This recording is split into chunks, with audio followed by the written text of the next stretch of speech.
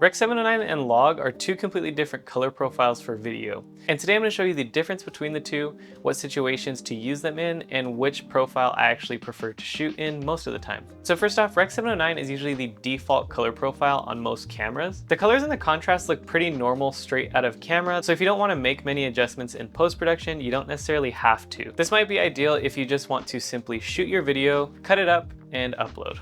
And every camera brand has a slightly different name for their REC709 color profile. For example, on the DJI Osmo Pocket 3, the REC709 color profile is called normal, and on Sony cameras, it's picture profile 2 and 3. If you're shooting on something like your phone, by default, it's usually set to REC709 as well. Now, a log profile is an ultra flat, desaturated, low contrast look that you will need to color grade in post-production.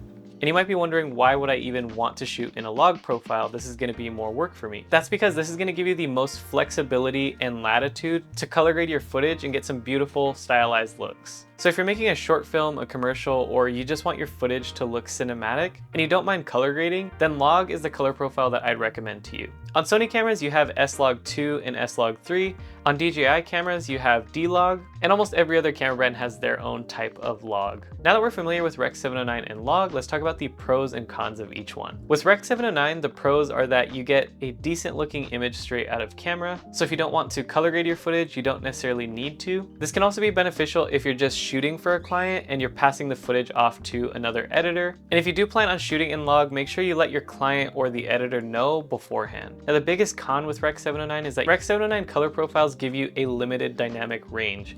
So if you're shooting in a harsh lighting situation that has a bright sky and maybe harsh shadows, you'll either end up overexposing your skyline and your highlights are blown out, or if you underexpose to preserve the skyline, then your shadows are going to look really dark. If you properly expose, you can still make some color adjustments and get a decent look, but your dynamic range is still going to be more limited compared to log profiles. Now, the biggest pro with log profiles is that you get the absolute most dynamic range and you're utilizing your sensor to its fullest capabilities. So that same harsh lighting shot that you might have lost information when shooting in REC709, now shooting in log, you'll have significantly more dynamic range, so you're not going to blow out your highlights or lose your shadows as easily. And if you want a specific look for your footage, it's going to be much easier to color grade log footage and get the look that you want because it doesn't have any baked in contrast or colors. And if you shoot your footage in log, you can make it look more like a high-end film with the right color grade.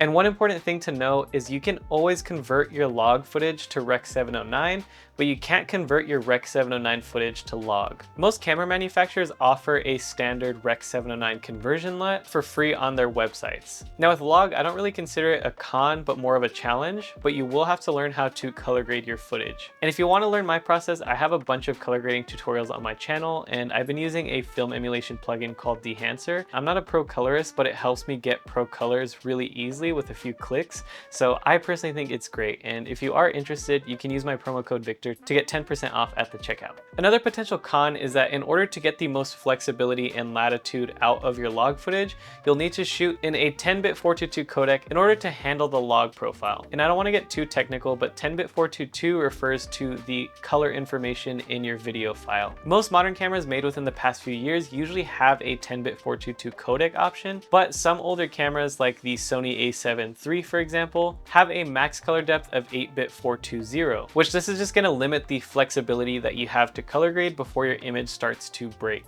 One more thing to note about log is that some older cameras maybe made 10 or more years ago, they might not offer a log profile. However, I have been noticing more and more cameras made within the past few years are starting to add them even to their more beginner-friendly cameras. Now, 99% of the time, I always choose to shoot my footage in log. This is because I want the absolute most flexibility to color grade, I want the most dynamic range, I want to get the best looking image out of my sensor that I can, and I want my footage to look cinematic whether I'm shooting a short film or a YouTube video. And I'd recommend you do the same if you want to perfect your craft. I know log footage and color grading might feel a little intimidating, and it does have a bit of a learning curve, but once you get that final image and color grade, it looks beautiful, and I promise you it will be worth it for your videos. The only time I don't shoot log is if I'm using my iPhone 15, and that's because this doesn't have a log profile, and usually when I'm shooting on my iPhone, it's just for more casual and just documenting quick moments. So anyways, that is all for this video. If you do have any questions, feel free to let me know in the comments, and I just want to say huge thank you for watching, and if you want to see more of my filmmaking journey and learn more, be sure to like and subscribe, and I'll see you in the next one. Peace.